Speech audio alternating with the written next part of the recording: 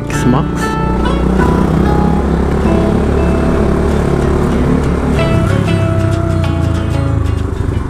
Umulan kagabi, hindi ko na ipasok si Rousey sa bahay, sa garahe. Sa labas ko lang siya na i-park. Nakakalimutan ko. Birthday kasi ni mother kahapon gabi na natapos ang pasiyahan.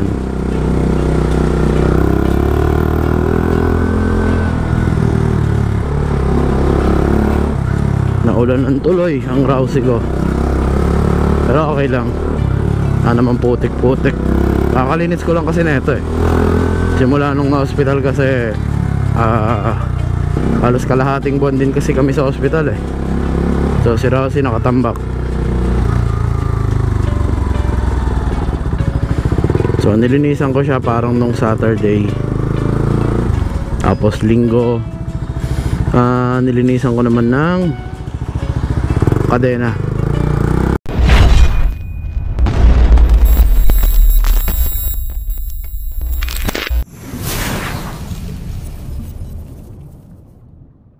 Sunod na project ko dito kay Rousey, change oil at saka itong sa dashboard nya.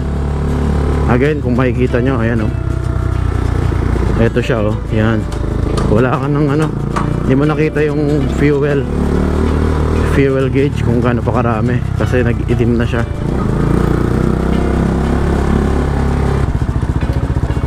Ito yung nakakainis pag bagong linis lang ang motor mo, mga putik-putik na ganyan, talsik-talsikan. So punta nga pala tayo ngayon muna dito sa barangay. Kuha tayo ng certificate of indigency kasi hihingi tayo ng tulong sa governor ng Laguna kasi sobrang laki ng babayaran namin dun sa hospital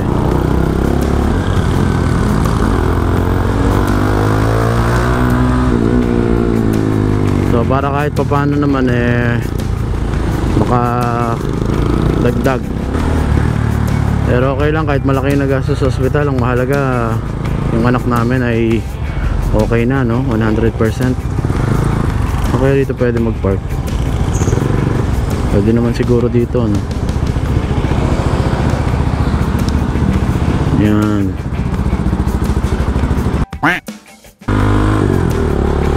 Right, so nakahingi na tayo ng certificate of indigency. So yan ang patunay na hindi porket vlogger, kahit monetize na ako sa YouTube, marami akong pera. Wala tayong pera mga tol. Dahil bihira ako makapag-upload.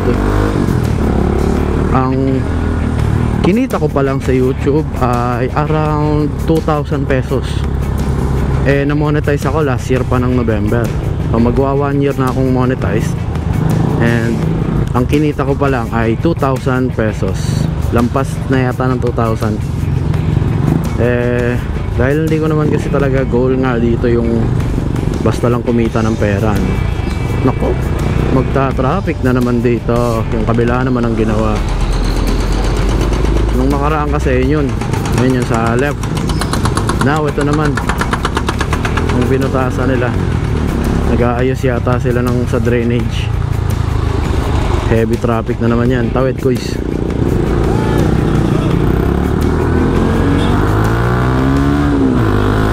Tayong konti.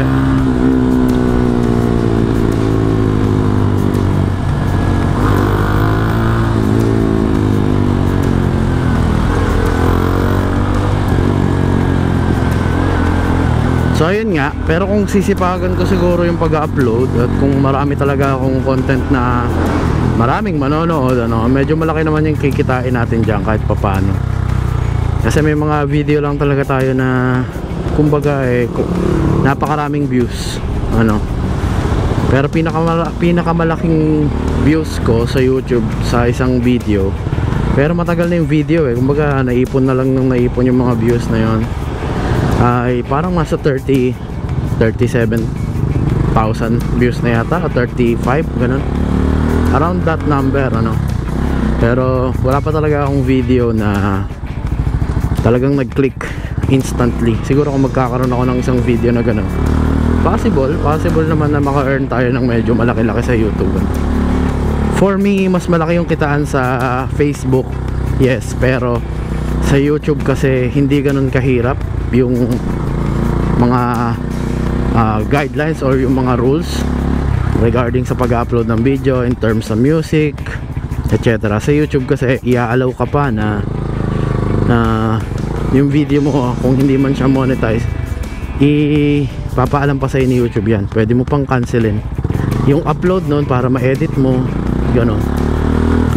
Sa Facebook, sa pagkakaalam ko, walang warning basta na lang hindi earn yung video mo kung monetize ka man sa Facebook, ano. Pero malaki naman kasi daw yung kitaan sa Facebook, lalo yung mga nagagawa ng reels. Kaya ang dami nagagawa ng reels kasi nga may earnings talaga, lalo kapag monetize ka na. So that's it for today's video. May ikli lang ang mga vlog natin sa ngayon, pero magkakaroon din naman tayo ng time para gumawa ng mga medyo mahaba-habang vlog. So soon. Alright, ride safe sa ating lahat.